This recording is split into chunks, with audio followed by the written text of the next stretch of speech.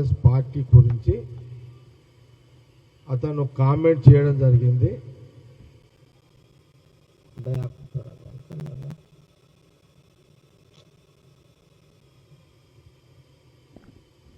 Congress party పట్ల Congress party గురించి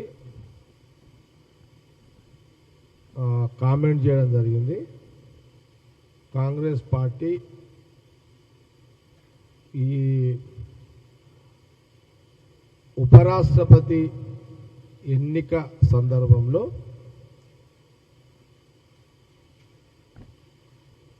తెలంగాణ ప్రాంతం నుంచి ఉపరాష్ట్రపతి అభ్యర్థిగా మాజీ జస్టిస్ సుదర్శన్ రెడ్డి గారిని తెలంగాణ గడ్డ మీద తెలంగాణ ప్రాంతం నుంచి ఉపరాష్ట్రపతి అభ్యర్థిగా సోనియా గాంధీ, రాహుల్ గాంధీ, ఖార్గే గారి యొక్క నాయకత్వంలో ఇండియా కాంగ్రెస్ పార్టీ, ఇండియా కూటమి ఉపరాష్ట్రపతి అభ్యర్థిగా మాజీ జస్టిస్ సుదర్శన్ రెడ్డి గారిని ఎంపిక వారిని డిక్లేర్ చేయడం జరిగింది.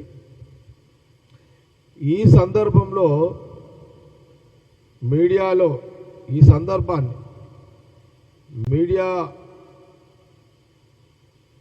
వాళ్ళు అడిగిన ప్రశ్నకు కేటీఆర్ తన జవాబు ఏంటంటే, కాంగ్రెస్ పార్టీ ఒక చిల్లర పార్టీ అని తాను కామెంట్ చేయడం జరిగింది. దానికి సంబంధించి ఈ యొక్క కాంగ్రెస్ పార్టీ గాంధీ భవన్ ద్వారా అతని మాటలకు మేము కౌంటర్ ఇస్తున్నాము.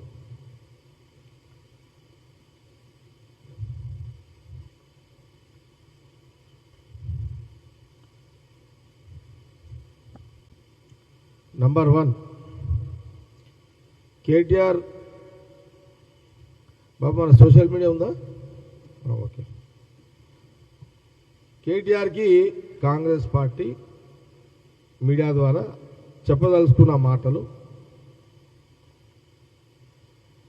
తెలంగాణ రాష్ట్రం ఇచ్చిన కాంగ్రెస్ పార్టీ ఇప్పుడు, మళ్ళీ గమనించండి, ఇది తెలంగాణ రాష్ట్రం ఇచ్చిన కాంగ్రెస్ పార్టీ ఇప్పుడు నీకు చిల్లర పార్టీ అయిందా? క్వశ్చన్ మార్క్ కేటీఆర్కి. రెండవది, రాష్ట్రం ఇచ్చిన తర్వాత కేసీఆర్తో సహా మీ కుటుంబమంతా సోనియా గాంధీ ఇంటికి వెళ్ళారు కదా, అప్పుడు చిల్లర అని అనిపించని కాంగ్రెస్ ఇప్పుడు చిల్లర ఎట్లా అయ్యింది? కేటీఆర్కి ప్రశ్న. మూడవది, తెలంగాణ రాజకీయాల్లో ఈరోజు మీరు మీ ఫ్యామిలీ, కేటీఆర్ ఫ్యామిలీ అంతా రాజకీయంగా తెలంగాణ రాష్ట్రంలో రాజకీయంగా మీ కుటుంబం అంతా వెలుగుతుంది అంటే దానికి కారణం కాంగ్రెస్ పార్టీయే కదా? ప్రశ్న కేటీఆర్కి. నాలుగవది, తెలంగాణ ఇచ్చిన కాంగ్రెస్ పార్టీని థర్డ్ క్లాస్ పార్టీ అంటావా? నీ మాటలు చూశాక తెలంగాణ ప్రజలకు అర్థమైంది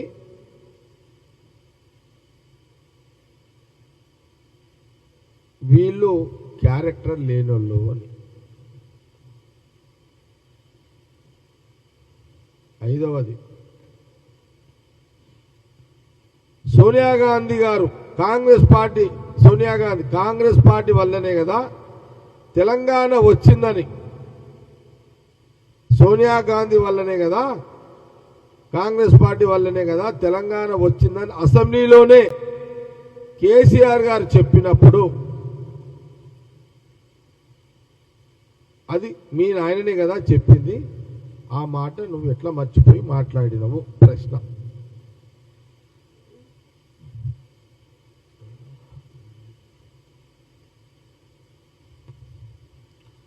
ఇంకొక ప్రశ్న కేటీఆర్కి, Congress party third class party అయితే అని నీ ఆలోచన ఉన్నట్టుగా నువ్వు మాట్లాడినావు కదా, మరి ఆ పార్టీ నుంచే కదా పాఠాలు నేర్చుకున్నది కేసీఆర్.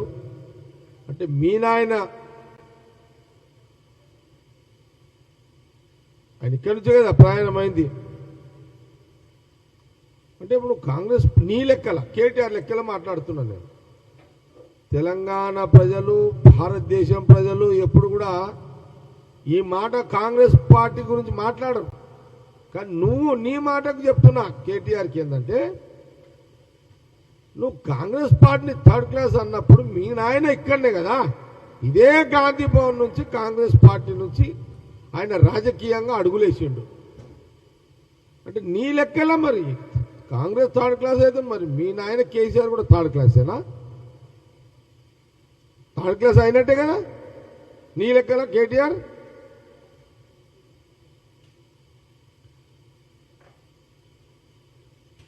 అంటే కేసీఆర్ కూడా థర్డ్ క్లాసేనా? మీ నాయన థర్డ్ క్లాసా?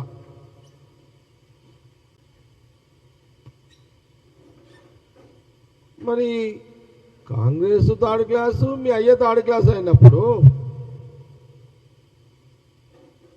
ఈ థర్డ్ క్లాసుల నుంచే కదా నువ్వు రాజకీయ నాయకుడిగా ఈరోజు రాష్ట్రంలో కనబడుతున్నది. దీనికి జవాబు ఏదన్నా క్లారిటీ ఇవ్వగలుగుతావా కేటీఆర్? 140 ఏళ్ల చరిత్ర ఉండి ఈ దేశానికి స్వాతంత్రం తెచ్చి 140 కోట్ల ప్రజలకు కడుపు నిండా తిండి పెట్టే స్థాయికి తెచ్చిన పార్టీని అనడానికి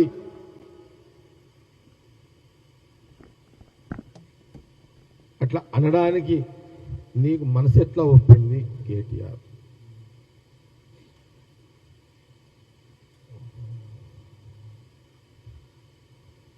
ఆనాడు మోతీలాల్ నెహ్రూ, జవహర్లాల్ నెహ్రూ, ఇందిరాగాంధీ, రాజీవ్ గాంధీ, సోనియా గాంధీ, రాహుల్ గాంధీ 6 తరాల నాయకుల చరిత్ర, వారి త్యాగాలు నీకు తెలుసు కదా. నువ్వు ఎట్లా మాట్లాడగలిగినావు ఈ మాటలు కేటీఆర్?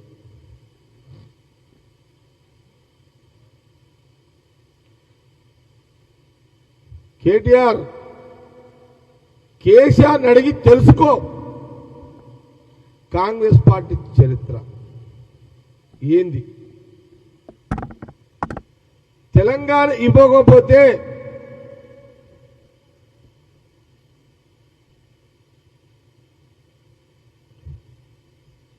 ఇవ్వకపోతే సోనియా గాంధీ కాంగ్రెస్ పార్టీ మీ కుటుంబము ఈరోజు 1000 కోట్లు సంపాదించారు చూడు.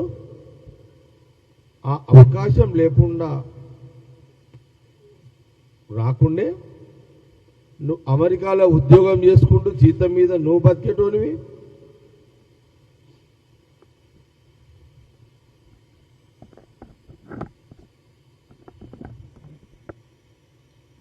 నీ కుటుంబము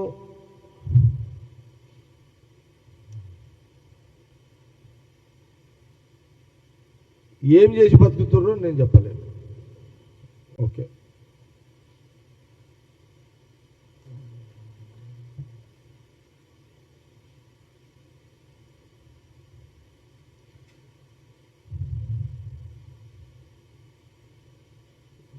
నీ ఓటు ఎవరికైనా వేసుకో, నీ సంబంధం మాకు సంబంధం. ఎందుకంటే దాంట్లో ఒక్క చెప్పాలి, కేటీఆర్కి ఏం చెప్పాలంటే, మీరు వాదం మీదనే రాజకీయంగా బతికారు. వాదం రాష్ట్రం వచ్చింది, సోనియా గాంధీ రాష్ట్రం ఇచ్చినాకనే ఈ రాష్ట్ర ప్రజలు నీకు కేసీఆర్ని సీఎం చేశారు. ఎంటైర్ ఫ్యామిలీ క్యాబినెట్ మినిస్టర్లు అయ్యారు, ఎంపీలు అయ్యారు. స్థిరాస్తులు సంపాదించుకున్నారు. ఈరోజు కాంగ్రెస్ ఇచ్చిన తెలంగాణ, సోనియా గాంధీ ఇచ్చిన తెలంగాణ, రాహుల్ గాంధీ ఇచ్చిన తెలంగాణలోనే మీరు రెగ్యులర్గా మీడియాలో కనబడుతున్నారు.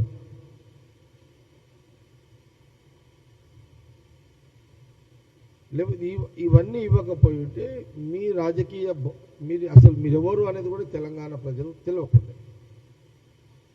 అసలు రాష్ట్రము ఇవ్వకపోయి ఉంటే మీరంతా ఎవరు అనే ఒక ప్రశ్నగా మీ జీవితాలు ఉంటుండే.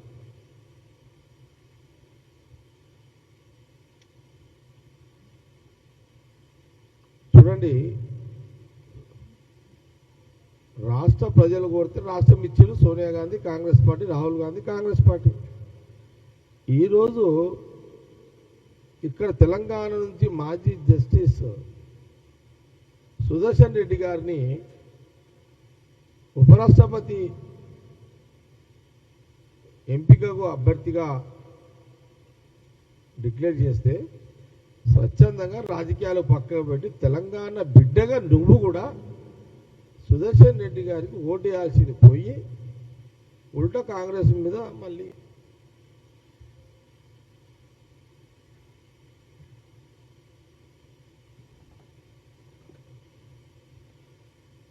ఒక నికార్సైన తెలంగాణ బిడ్డ, తెలంగాణ వాది, నిజాయితీ పరుడు, బడుగు వర్గాల కోసం ఆలోచించిన ఒక మేధావి, రాజ్యాంగ నిపుణులైన జస్టిస్ సుదర్శన్ రెడ్డి గారికి మద్దతు ఇవ్వకపోవడం కేసీఆర్ కేటీఆర్ అవకాశవాద రాజకీయాలకు పరాకాష్ట.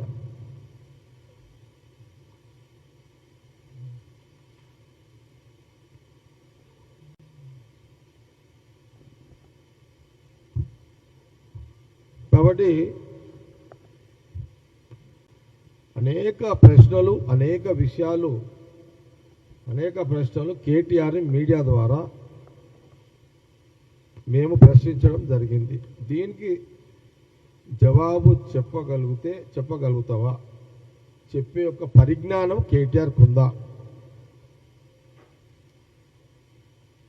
చివరిగా నాకేమనిపిస్తుందంటే కేటీఆర్ గురించి మధ్యలో బాగా నేను గమనిస్తున్నప్పుడు,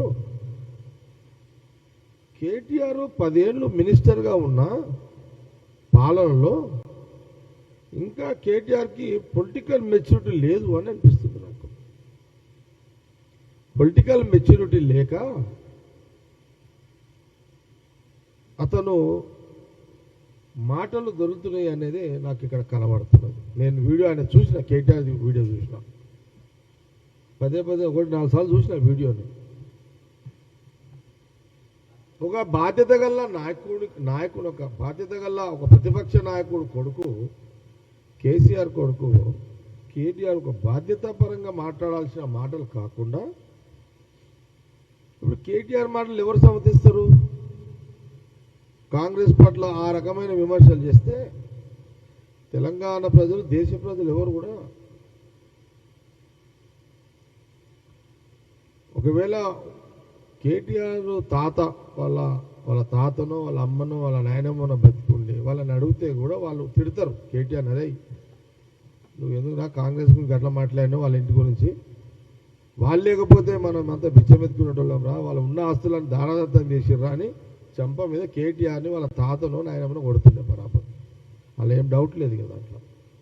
ఎందుకంటే ఆ తరం మనుషులకు కొంత వాళ్ళ తాత వాళ్ళ ఆయనమ్మ వాళ్ళ తాత అమ్మమ్మ కొంత వాల్యూస్ తెలుసు కాబట్టి వీళ్ళకి వాల్యూస్కి విలువ లేదు. వీళ్ళ దగ్గర త్యాగాలు వీళ్ళు త్యాగాలు చేసి వచ్చిన వాళ్ళు కాదు కదా.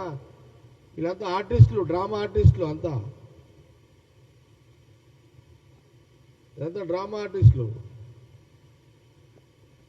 ఇప్పుడు తెలంగాణ రాష్ట్రం కోసం ఇది సిద్దిపేట, ఖమ్మం జైలు, తర్వాత నిమ్స్కి తీసుకొచ్చింది. ఎన్ని రోజులు అనుకున్నావు నిరాహార దీక్ష, తిండి తినకుండా? 32 రోజులు లేదు, చాలా రోజులు అనుకోము అంతా. అంటే ఒకటంటే ఒక రోజా? లేదు, చాలా రోజులు.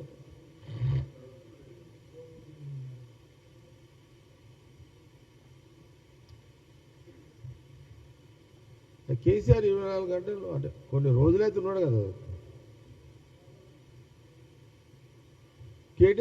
కేసీఆర్ గారు 4 రోజులు, 5 రోజులు, 10 రోజులు అన్నం లేకుండా ఉండగలుగుతాడు. అట్లాంటి అది సాధ్యమా? మాకే కాదు, ఇంత వయసులో మనతోటే కాదు. అంటే వాదము అట్లా, తెలంగాణ వాదము, తెలంగాణ ప్రజలు ఎట్లా దీక్ష చేసినా, తినుకుంటే దీక్ష చేసినా యాక్సెప్ట్ చేసిన రోజులు అవన్నీ. ఎందుకంటే కారణం ఏంటంటే, బలమైన కారణం ఏంది, రాష్ట్ర విభజన జరగాలని.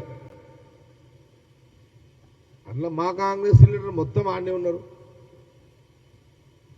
మా జానారెడ్డి గారికి స్టార్ట్ చేస్తే ఎంటైర్ కాంగ్రెస్ అంతా ఆడనే ఉన్నది. లేవకో కేసీఆర్ లేవకో, ఎందుకంటే వాళ్ళకంటే ముఖ్యం మా వాళ్ళకి ఎక్కువ ఉండే కదా. రాష్ట్రం తీసుకురావాలి, తావాలి అని కాంగ్రెస్ లేదే కదా. ఆయన దీక్ష మొత్తం కాంగ్రెస్ డిజైనే. కాకపోతే జాక్పాట్ కేసీఆర్ కొట్టుకున్నాడు, మా వాళ్ళు కొట్టలేకపోయారు కదా 2014లో. కానీ సరే ఏదైనా కానీ రాష్ట్రం కావాలనుకున్నారు, వచ్చింది. ఏమవుతుంది ఏంది, ఈ రాష్ట్రం వచ్చింది. ఇప్పుడు దగ్గర కేసీఆర్ పుణ్యమని 7 లక్షల కోట్ల అప్పు అయితే చేసారు. అదొకటి మనకు, అదొక రికార్డ్. రాష్ట్ర విభజన తర్వాత 7 లక్షల కోట్ల అప్పు చేసి చరిత్ర నిలబడ్డ ఇక తెలంగాణ ప్రజలు, ఆ కుటుంబము అందరూ ఆలోచన చేసుకోవాలి. ఇక అసలు నాకు విచిత్రం ఏంటంటే, స్వతంత్రం వచ్చిన తర్వాత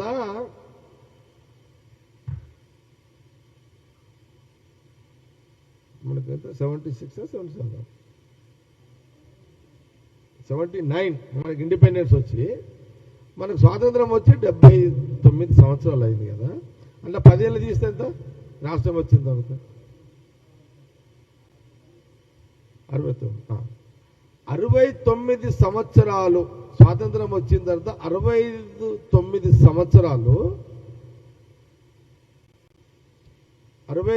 సంవత్సరాలు ఉమ్మడి రాష్ట్రం యొక్క అప్పు 65,000 కోట్లు. 69 సంవత్సరాలు ఉమ్మడి రాష్ట్రము 65,000 కోట్ల అప్పు. రాష్ట్రం వచ్చిన తర్వాత 10 సంవత్సరాలలో 7 లక్షల కోట్ల అప్పు. 7 లక్షల కోట్ల అప్పు. సంవత్సరానికి 25,000, 40,000, 30,000, 40,000 ఇంట్రెస్ట్ కడుతున్నారు. సంవత్సరానికి ఇంత ఇంట్రెస్ట్ కడుతున్నారు. ఏది అంతా జమ చేయ ఇంట్రెస్ట్ అంతా 7 లక్షల కోట్లు అట్లే ఉంటుంది అప్పు. ఇప్పుడు సంవత్సరానికి అటో ఇటో మిత్తి 70,000 కోట్లు పోతాయి.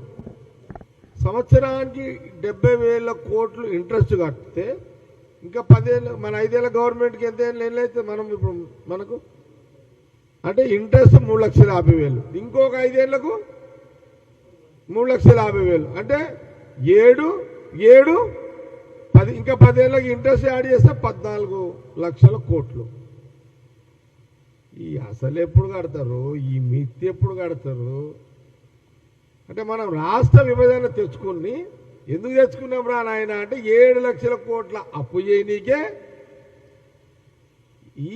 ఈ 10 ఏళ్లలో 7 లక్షల కోట్లు ఇంట్రెస్ట్ కట్టాలి. మళ్ళా 10 ఏళ్ళు ఇది పోతూనే ఉంటుంది కదా ఇదంతా. కాబట్టి సార్ తెలంగాణ ప్రజలకు ఏం లాభమైంది ఏందో నాకైతే తెలియదు. కానీ కేటీఆర్ కేసీఆర్ ఫ్యామిలీకి అయితే బ్రహ్మాండమైన బెనిఫిట్ అయితే అయింది. 10 ఏళ్ళు పరిపాలన, రాజ్యభోగ్యాలు, సీలకు పైసలు, భవనాలు, భవంతులు, సీలకు పైసలు, కేసీఆర్ మన్మళ్ళు మునిమమ్మలు తినే అంత ఆస్తులు.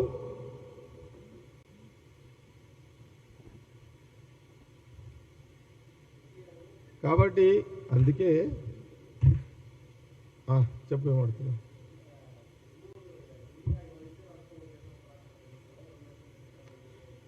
ప్రతాప్, ఒకటే ప్రశ్న.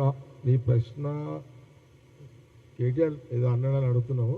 నేనేమంటున్నానంటే ఓవరాల్గా ఏం చెప్తున్నా అంటే రాజకీయంగా కేటీఆర్కి పొలిటికల్ మెచ్యూరిటీ లేదు. ఇప్పుడు నువ్వు అదే ఏంది ఎరువులు ఎవరిస్తే వాళ్ళకు ఓట్లు వేస్తామని నువ్వు అన్నావు. కిషన్ రెడ్డి ఏమో నీ ఓటు ఎవడు అడిగినా ఆయన గాలి తీసి పడతాడు. అందుకని ఈ మాట అన్న, పొలిటికల్ మెచ్యూరిటీ కేటీఆర్ లేదు అని అన్న. ఎవడైనా అవకాశం ఇస్తాడు ఆయన. ఇప్పుడు జగ్గారెడ్డిగా నేను ఏమనుకుంటా, అరే భయ్ ఉంటే మేమని ఉండాలి, లేకపోతే నాకు బీఆర్ఎస్కే పోటీ ఉండాలని నేనంట, నాకు బీజేపీకి పోటీ ఉండాలని నేను అన్నా. అయితే జగ్గారెడ్డిగా నేను ఎప్పుడన్నా విన్నారా? ఏమైనా పోటీ రాజకీయంగా ఈ తెలంగాణ రాష్ట్రంలో పోటీ ఉంటే ఉన్నాం. కాంగ్రెస్ పార్టీకి బీఆర్ఎస్కి ఉండదు, కానీ మా రెండు కూడా సెక్యులర్ పార్టీలు. బీజేపీ మతతత్వ పార్టీ. ఆ మతతత్వ పార్టీని కాంగ్రెస్ పార్టీ గల్లీ నుంచి ఢిల్లీ దాకా రాహుల్ గాంధీ కానీ కాంగ్రెస్ పార్టీ కానీ మేము ఎప్పుడు వాళ్ళని వ్యతిరేకిస్తాం. సెక్యులర్ భావాలతో ఉన్న రాజకీయ పార్టీలతోటి నడుస్తుంది మాకు. కాబట్టి కేటీఆర్ని అందుకే అన్నా, తొందరపడి నువ్వు మాట్లాడినావు, కిషన్ రెడ్డికి ఒక అవకాశం ఇచ్చినట్టు ఇక్కడ కనబడుతున్నది కదా, నువ్వు గమ్మున కూర్చోనుండి.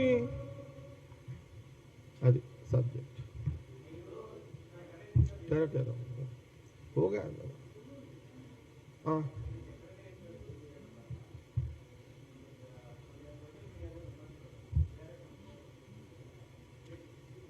ఏది నీళ్ళ మీద నేను రివ్యూ చేసిన దాని మీద సెక్రటరియట్లో, అదే సంగారెడ్డి మున్సిపాలిటీకి సంబంధించి, సదాశివపేట మున్సిపాలిటీకి సంబంధించి సంగారెడ్డి నియోజకవర్గాల ప్రజలకు మంజీరా నీళ్ళు ఇవ్వడానికి అధికారులతో నేను రివ్యూ చేసింది. అది ముఖ్యమంత్రి రేవంత్ రెడ్డి గారితో మాట్లాడి 100 కోట్లు ట్రై చేసి సంగారెడ్డి ప్రజలకు తీసుకుపోవడానికి నేను సెక్రటరియట్లో రివ్యూ చేసిన. దాని మీద ఎవడో బీఆర్ఎస్ తోటి తీసి వైరల్ చేస్తున్నారు. అదేగా సోషల్ మీడియా, అదే కదా రివ్యూ చేసినారు కాబట్టి వాళ్ళు చేస్తున్నారు. అదే కదా సబ్జెక్ట్, అది అంతే కదా. ఏముంది, నేను అపోజిషన్లో ఉన్నా మగోన్నే, రూలింగ్లో ఉన్నా మగోన్నే. విన్నావా? నేను చేస్తా, మీరు ఎన్నైనా వేసుకోండి, అట్లా ఇంకెన్ని వేస్తారో చేసుకోండి. నేను సెక్రటరియట్లో కూర్చొని దంద చేస్తే నువ్వు వేయాలి, కానీ నీళ్ళ కోసము పబ్లిక్ కోసం నేను రివ్యూ చేస్తే ఎవడన్నా వేస్తాడా? ఎవడన్నా ఆయన మీ సోషల్ మీడియాకు ట్రైనింగ్ ఇచ్చింది? పబ్లిక్ ఏమంటారు? ఆయన జగ్గారెడ్డి ఏదో పబ్లిక్ కోసం రివ్యూ చేసినాడు. సీఎం రేవంత్ రెడ్డి కూడా గదే అంటాడు కదా, మా మంత్రులు కూడా గదే అంటారు. ఏం చేసినా జగ్గన్న పబ్లిక్ కోసం రివ్యూ చేసిన అంటారు. సెక్రటరీ కూడా దందలు చేసినాడు. మీ తీరేమన్నా పంచుకున్నాం. బామ్మడిది ఒకది, బామ్మడిది ఒకడు, బావో దిక్కు, చెల్లెలో దిక్కు, అయ్యో దిక్కు, కొడుకో దిక్కు, బామ్మడిదో దిక్కు, అల్లుడో దిక్కు, బామ్మడిదులో పట్ల అట్లా దుకాణాలు పెట్టినా నేనేమన్నా. ఇంత కూడా మీకు కామన్ సెన్స్ లేకపోతే ఎట్లా సోషల్ మీడియాకి, బీఆర్ఎస్ వాళ్ళకు?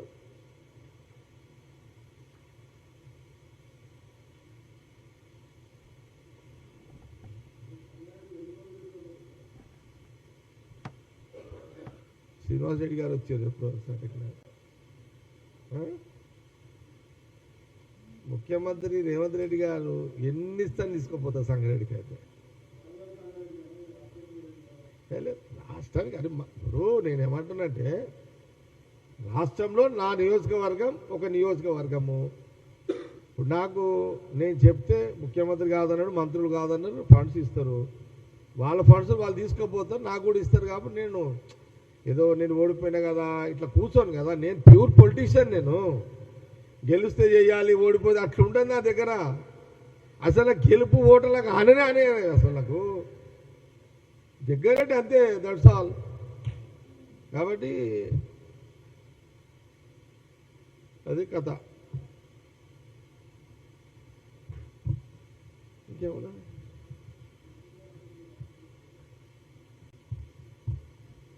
ఫోటో అయితే పెట్టు.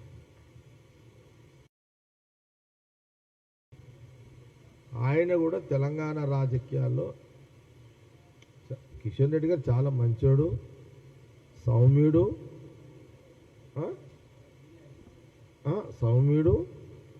కానీ ప్రాబ్లం ఏంటంటే, ఎంత కిషన్ రెడ్డి గారు ఎంత సౌమ్యుడైనా, ఎంత నెమ్మదస్తుడైనా, ప్రాబ్లం ఏంటంటే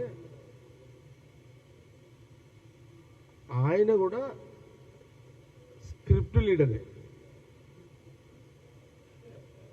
ఆయన బీజేపీ ఆఫీసులో అక్కడ ప్రచారకు ఉంటాడు. ఆయన ఒక లైన్ ఇస్తారు వాళ్ళు, ఆ లైన్ని అతను మీడియా ముందు వచ్చి చదువుతాడు. ఆయన పొలిటికల్గా మాట్లాడలేడు కిషన్ రెడ్డి గారు. అక్కడ రాసింది చదవాలి. అల్టిమేట్ ఏముంటుంది, యూరియా వాళ్ళు పంపరు, వాళ్ళు ఇవ్వరు. కాంగ్రెస్ గవర్నమెంట్ నిన్న తుమ్మల నాగేశ్వరరావు గారు కూడా బాగానే గట్టిగా మాట్లాడి ట్రై చేస్తున్నాడు, ఇరిగేషన్ మినిస్టర్.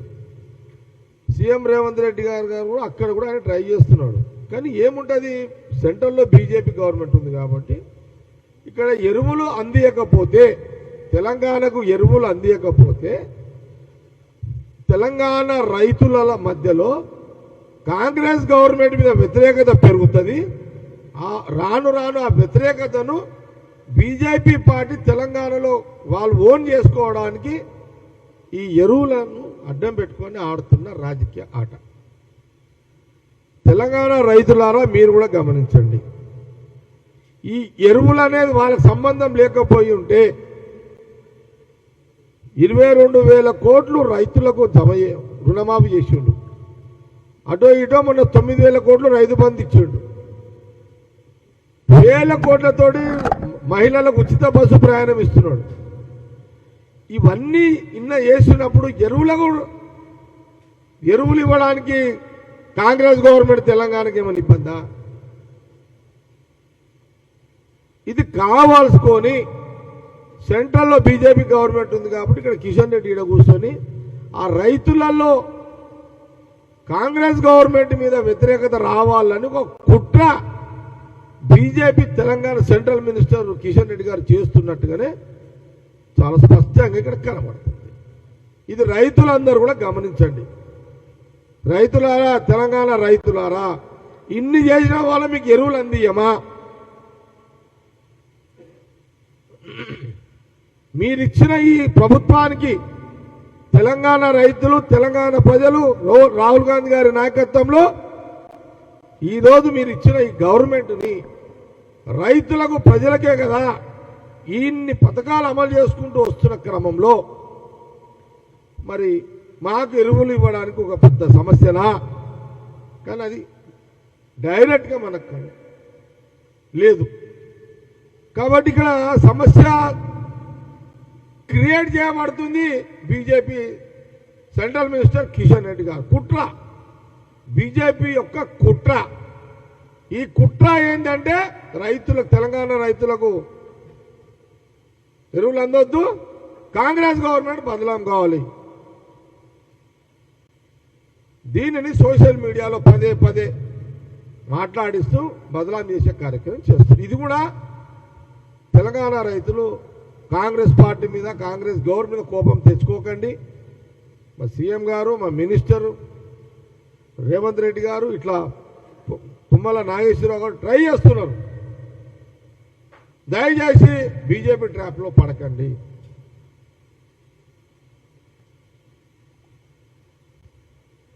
గమనించండి. మీకు బాధ ఉంటుంది, ఆవేదన ఉంటుంది. వర్షాలు పడ్డాయి, ఎరువులు కొంత తక్కువ వాడుతున్నాయి. కానీ ఇప్పుడు అది సెంట్రల్లో అదే కాంగ్రెస్ గవర్నమెంట్, రాహుల్ గాంధీ గారు ప్రధానమంత్రి ఉంటే మాకు ఈ సమస్య వచ్చేది కాదు.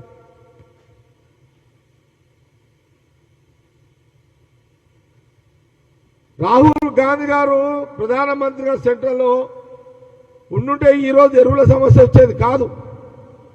రాహుల్ గాంధీ గారు, కాంగ్రెస్ పార్టీ ఎరువులను అడ్డం పెట్టుకుని రాజకీయం చేయదు.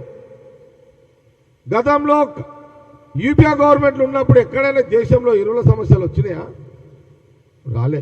ఏ రాజకీయ పార్టీ రాష్ట్రంలో ఏ ముఖ్యమంత్రి ఉన్నా ఎప్పుడు రైతులను అడ్డం పెట్టుకుని రాజకీయం చేసే యొక్క ఆలోచన కాంగ్రెస్ పార్టీది కాదు, రాహుల్ గాంధీది కాదు.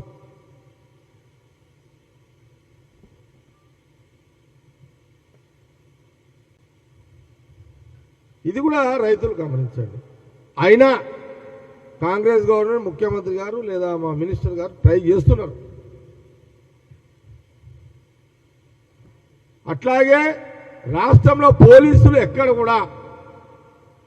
రాష్ట్రంలో ఎక్కడైనా రైతు కోపం వచ్చి లేదా రైతు ముసుగులో బీజేపీ కార్యకర్తలు రోడ్ల మీదకి వచ్చి ధర్నాలు చేసినా